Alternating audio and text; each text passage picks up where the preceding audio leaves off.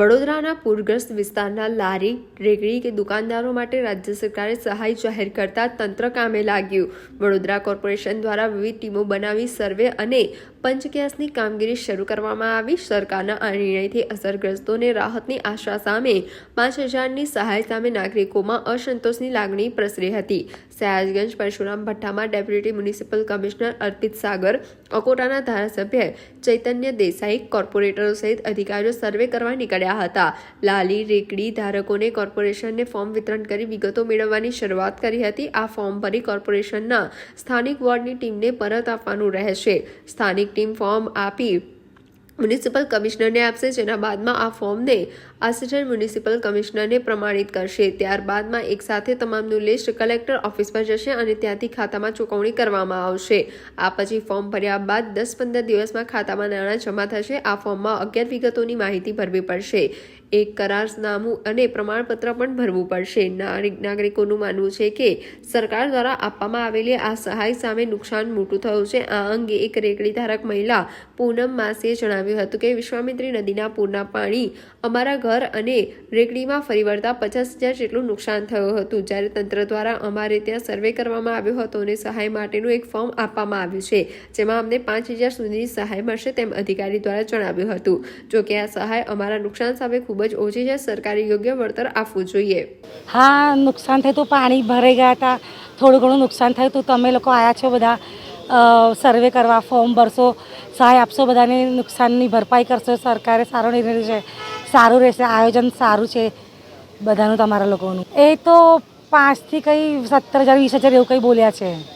વડોદરા મહાનગરપાલિકા દ્વારા 3 વિભાગમાં આપણે વહેંચણી કરી છે કે કયા કેટેગરીમાં આવે। એમાં લારી છે, નાની મોટી લારી ઠેકડી છે, એની અંદર આવે, અને મોટી કેબિન આવે જે તમારી લારી કરતાં સહેજ મોટી હોય પણ કાચી હોય, પાકી ના હોય। એવા 3 વિભાગમાં વીએમસી દ્વારા હમણાં સર્વે કરવામાં આવશે।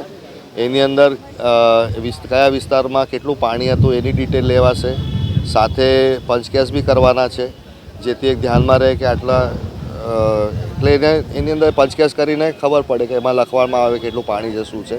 પરંતુ ખરેખર જો આપ જોવા જાઓ તો લારી રેકડી છે એમને ઉચ્ચક 5,000 રૂપિયા આપવાની નક્કી કર્યું છે કોર્પોરેશને।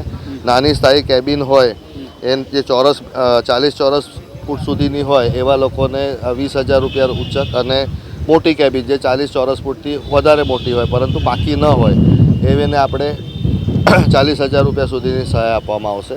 હવે આ બધી જે સહાયો છે એ ઓનલાઈન એમના અકાઉન્ટમાં જમા કરવામાં આવશે। એટલે જેની પાસે બેંકનું અકાઉન્ટ હોય એ પાસબુક આપે, કાં તો એક કેન્સલ કરેલો ચેક આપે, જેથી કરીને એમના અકાઉન્ટ્સમાં જમા કરી શકાય।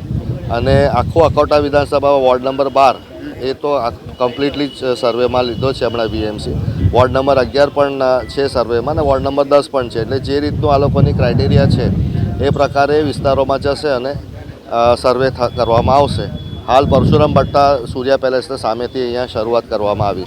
આ પરશુરામ ભટ્ટા એરિયા છે જ્યાં સૌથી મોટા નુકસાન થયા છે અમારા પૂરમાં। તો આ માટે પુનર્વસન માટે સરકારશ્રીની એ સહાય જાહેર કરવામાં આવી છે। તો અમે કેમ કે અહીંયા મોટા નુકસાન થયા છે તો અહીંયાથી અમારી ટીમ શરૂ કરે છે।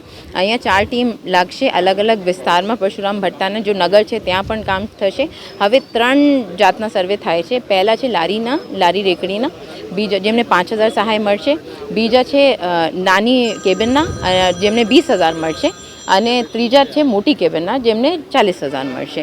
તો આ સર્વે માટે એક ફોર્મ પણ બનાવવામાં આવ્યા છે। આમાં બેસિક ડિટેલ્સ અને જો એમના આધાર પુરાવા જોઈએ, એડ્રેસના આ બધું, અને બેંક ડિટેલ્સ જોઈએ, જેવી કે જ્યારે આ પૂરું થઈ જશે, આ લોકો સબમિટ કરી દેશે તો એક લિસ્ટ બનાવવામાં આવશે। આ લિસ્ટ જ્યારે સર્વે પૂરું થઈ જશે ત્યારે કલેક્ટર ઓફિસમાં આપવામાં આવશે અને ત્યાંથી ગ્રાન્ટ એમને અકાઉન્ટમાં જ ડાયરેક્ટલી આવી જશે।